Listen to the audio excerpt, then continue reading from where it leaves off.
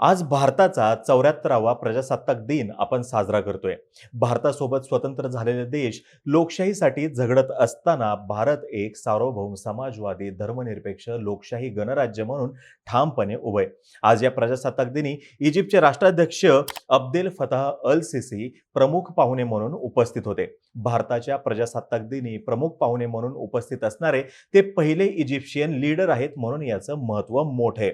आता बघा, आज आपण समजून घेऊयात या प्रजासत्ताक दिनाचं महत्त्व नेमकं काय आहे. यासोबतच इजिप्तचे राष्ट्राध्यक्ष जे प्रमुख पाहुणे म्हणून उपस्थित राहिलेले आहेत, तर ही प्रमुख पाहुण्यांची निवड नेमकी कशी होते, त्याचं महत्त्व काय हेही समजून घेऊत. यासोबतच इजिप्तचेच राष्ट्राध्यक्ष प्रमुख पाहुणे म्हणून का, यामागचं लॉजिकही जाणून घेण्याचा प्रयत्न करूयात. नमस्कार, मी अरुणराज जाधव बोल व्हिडिओवरती तुम्हा सर्वांचं अगदी मनापासून स्वागत करतो. सर्वप्रथम आपण हे प्रजासत्ताक म्हणजे काय हे समजून घेऊयात. तर बघा, आपल्या भारतासंदर्भात दोन्ही शब्द वापरले जातात. एक म्हणजे लोकशाही आणि दुसरं म्हणजे गणराज्य किंवा प्रजासत्ताक. प्रजासत्ताक म्हणजे अशी सत्ता असते की ज्या ठिकाणी त्या देशाचा किंवा त्या राष्ट्राचा प्रमुख जो आहे तो निवडून आलेला असतो. ते पद वंश परंपरागत नसतं. जसं की ब्रिटनमध्ये आपण बघूयात की ब्रिटनमध्ये लोकशाही आहे, पण त्यांच्या इथलं त्या देशाचं प्रमुख पद जे आहे ते राणीकडे आहे. ते वंश परंपरागत चालत आलेलं आहे. त्याच्यामुळे त्या देशाला प्रजासत्ताक म्हणता येणार नाही, त्यांना लोकशाही नक्कीच म्हणता येईल. आणि यासोबतच अमेरिका हा जो देश आहे, हा देश स्वतःला प्रजासत्ताक म्हणतो.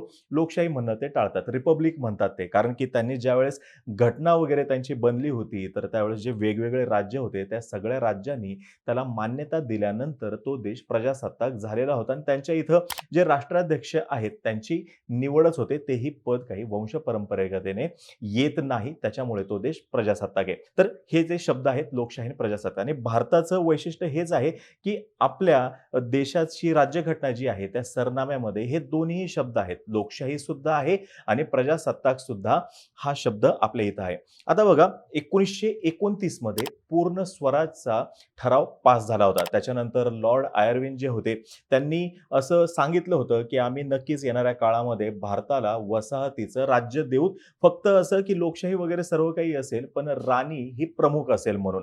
पण नंतरच्या काळामध्ये आयर्विन यांनी त्यांचे जे काही सांगितलेल्या गोष्टी होत्या किंवा त्यांनी जे काही आश्वासन दिलं होतं त्या संदर्भातले घुमजाव केले. आणि मग मात्र त्यावेळेस स्वातंत्र्य चळवळीतले जे नेते होते त्यांनी पूर्ण स्वराज्याची मागणी ठामपणे केली. तो दिवस होता 26 जानेवारी 1930. मग त्याच्यानंतर जेव्हा आपल्या इथं आपली घटना जी आहे ती अंमलात आणली गेली, तर त्याच्यासाठीचा दिवस सुद्धा निवडला गेला 26 जानेवारीचा, 26 जानेवारी 1950चा. आणि तोच आपल्या इथला प्रजासत्ताक दिन आहे बघा. 9 डिसेंबर 1946 ला आपल्या इथं घटना समितीच्या बैठका सुरू झाल्या होत्या. 141 दिवसानंतर पहिला मसुदा जो आहे त्या संदर्भातला आला होता.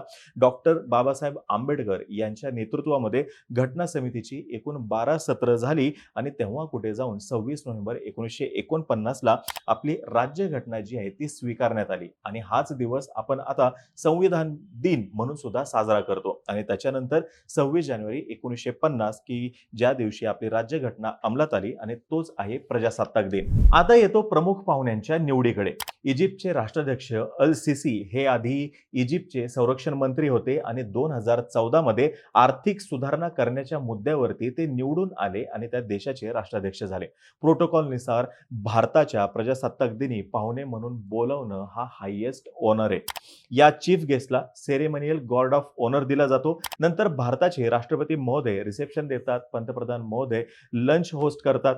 1999 ते 2002 दरम्यान जे चीफ ऑफ प्रोटोकॉल होते मनबीर सिंग, जे IFS होते, त्यांच्यानुसार visit of the chief guest is full of symbolism. यातून हे प्रतीत होतं की प्रमुख पाहुणे हे भारताच्या आनंदात सहभागी आहेत. तसंच यातून दोन्ही देशातील मैत्रीचे संबंध सुद्धा दिसत असतात. यासोबतच दोन्ही देशातील संबंध वृद्धिंगत करण्यासाठीचं प्रतीक म्हणून एक शक्तिशाली साधन म्हणून हे काम करत असतं. थोडक्यात काय, चीफ गेस्ट असणं हे लॉंग टर्म बेनिफिटसाठी फार गरजेचं आहे. ज्या देशाचे प्रमुख पाहुणे आहेत त्यांच्यासाठी सुद्धा आणि भारतासाठी सुद्धा. आता या संदर्भातली निवड कशी होते, म्हणजे प्रमुख पाहुण्यांची निवड कशी होते. पडद्यामागे बघा खूप साऱ्या गोष्टी घडत असतात. 6 महिने अगोदरपासूनच याची तयारी सुरू झालेली असते. मनबीर सिंग यांच्यानुसार परराष्ट्र मंत्रालयाकडून खूप साऱ्या गोष्टींचा विचार केला जातो. सगळ्यात महत्त्वाचं म्हणजे भारताचे आणि ज्या देशाचे मेंबर बोलवायचे आहेत प्रमुख पाहुणे म्हणून, त्या देशासोबतचे संबंध कसे आहेत हे बघितलं जातं. प्रजासत्ताक दिनासाठी, परेडसाठी, चीफ गेस्टसाठीचं आमंत्रण सुद्धा दोन्ही देशाचे संबंध सुनिश्चित करण्यासाठी फार गरजेचं आहे. पॉलिटिकल, कमर्शियल, मिलिटरी आणि इकॉनॉमिक इंटरेस्ट हे सुद्धा या ठिकाणी बघितले जातात आणि त्यांचा रोल सुद्धा फार महत्त्वाचा असतो. परराष्ट्र मंत्रालयाकडून हा संपूर्ण सोहळा ज्या देशाचे प्रमुख पाहुणे आहेत, त्या देशाशी अधिकाधिक संबंध दृढ करण्यासाठी म्हणून वापरला जातो, उपयोगात आणला जातो. अजून एक फॅक्टर या ठिकाणी फार महत्त्वाचा रोल प्ले करत असतो, ज्यावेळेस प्रमुख पाहुण्यांची निवड होते तेव्हा. ते म्हणजे अलिप्तवादी चळवळीसोबत असलेलं असोसिएशन, म्हणजे त्याला नॉन अलाइनमेंट मूव्हमेंट असं सुद्धा म्हणलं जायचं. 1950-60 दरम्यान ही चळवळ जोमामध्ये होती. वसाहतींपासून मुक्त झालेल्या, नुकत्याच स्वतंत्र झालेल्या देशांची ही चळवळ होती. हे असे देश होते की ज्यांना अमेरिका आणि त्यावेळेसचा जो रशिया आहे यांच्यातील शीतयुद्धामध्ये पडायचं नव्हतं. दोघांपैकी कोणाचीही बाजू घ्यायची नव्हती. एकमेकांसोबत सहाय्य करायचं होतं, एकमेकांना आधार द्यायचा होता आणि स्वतःचा उत्कर्ष साधायचा होता. आता इजिप्त जो आहे हा तसाच देश आहे. 1950 मध्ये आपल्या देशाचे प्रजासत्ताक दिनी पहिले चीफ गेस्ट होते इंडोनेशियाचे प्रेसिडेंट सुकार्नो. आता बघा, जे काही फाउंडिंग मेंबर्स आहेत अलिप्तवादी चळवळीचे, त्याच्यामध्ये भारत येतो, इंडोनेशिया येतं, इजिप्त येतं, घाना येतं, युगोस्लाविया सुद्धा येतं, म्हणजे 5 देश.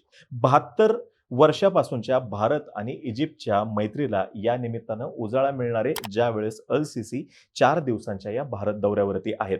आता चीफ गेस्ट फायनल जर का झाले, त्याच्यानंतर परराष्ट्र मंत्रालय काय करतं, पंतप्रधान महोदय आणि राष्ट्रपती महोदय यांच्या ग्रीन सिग्नलची वाट बघतं. इकडून जर का ग्रीन सिग्नल आला तरच पुढच्या सगळ्या गोष्टी घडतात. प्रमुख पाहुणे ज्या देशाचे आहेत तेथील भारतीय राजदूत, त्यांची उपलब्धता काय आहे हे सुद्धा जाणून घेतात.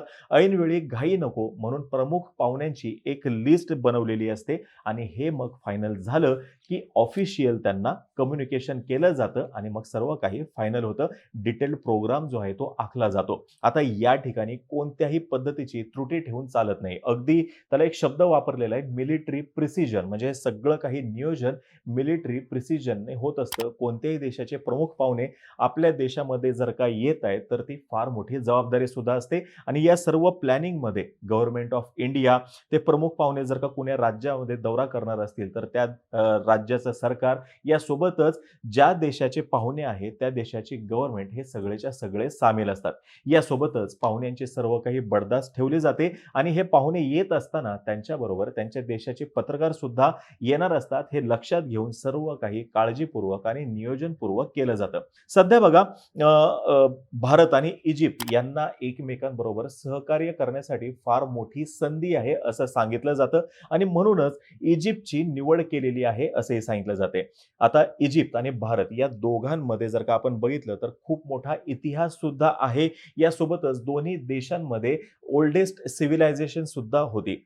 4000 वर्षापूर्वी आपल्या येथील लोथल येथून इजिप्त सोबत व्यापार होत होता. नंतरच्या काळामध्ये हा व्यापार कमी कमी होत गेला, पण परत एकदा या संबंधाचं पुनरुज्जीवन करून व्यापार वाढवण्याकडे लक्ष दिलं जाणार आहे. यासोबतच गेल्या काही महिन्यांपासून भारत ग्लोबल साऊथ या संकल्पनेचा सातत्याने उच्चार करताना दिसतोय. ग्लोबल साऊथ म्हणजे काय, जर का आपण वर्ल्ड मॅप बघितला तर लक्षात येईल की खालचे जे देश आहेत, मग एशियामधले घ्या, साऊथ अमेरिकामधले घ्या किंवा आफ्रिकामधले घ्या, हे देश एकतर विकसनशील आहेत किंवा अल्प विकसित आहेत. हेच ग्लोबल साऊथला रिप्रेझेंट करतात आणि या ग्लोबल साऊथला भारताला लीड करण्याची नामी संधी आहे आणि म्हणूनच भारत वारंवार ग्लोबल साऊथ विषय मांडताना दिसतोय. यासोबतच इजिप्तचे जे राष्ट्राध्यक्ष आहेत हे पहिले अरब लीडर आहेत की जे भारतामध्ये या सोहळ्याला उपस्थित राहत आहेत. अरब देशांसोबत मैत्री वाढवणं हे भारतासाठी ग्लोबल साऊथवरती फोकस करण्यासाठी आणि ग्लोबल साऊथला लीड करण्यासाठी फार गरजेचं आहे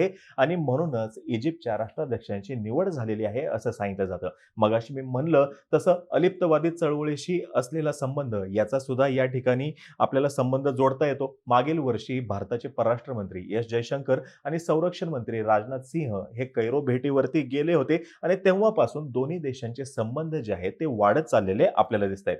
इजिप्तला सुद्धा भारताच्या तेजस या हलक्या लढाऊ विमानामध्ये इंटरेस्ट आहे. यासोबतच आकाश मिसाईल मध्ये सुद्धा त्यांना इंटरेस्ट इंटरेस्ट आहे आणि त्यांना असं वाटतं, की त्यांच्या डिफेन्स सेक्टरमध्ये भारताकडून त्यांना फार मोठी मदत होऊ शकते. 2020-21 शी तुलना करता भारताचा इजिप्तसोबतचा जो व्यापार आहे आणि इजिप्तचा भारतासोबतचा जो व्यापार आहे, हा 75% वाढलेला दिसून येतोय. यासोबतच इजिप्तने दुसऱ्या कोविडच्या लाटेमध्ये भारताला मेडिकल सप्लाय सुद्धा केला होता, हे विसरून चालणार नाही. आता बघा ग्लोबल साऊथमध्ये बहुतांश अरब देश आपल्याला दिसतील.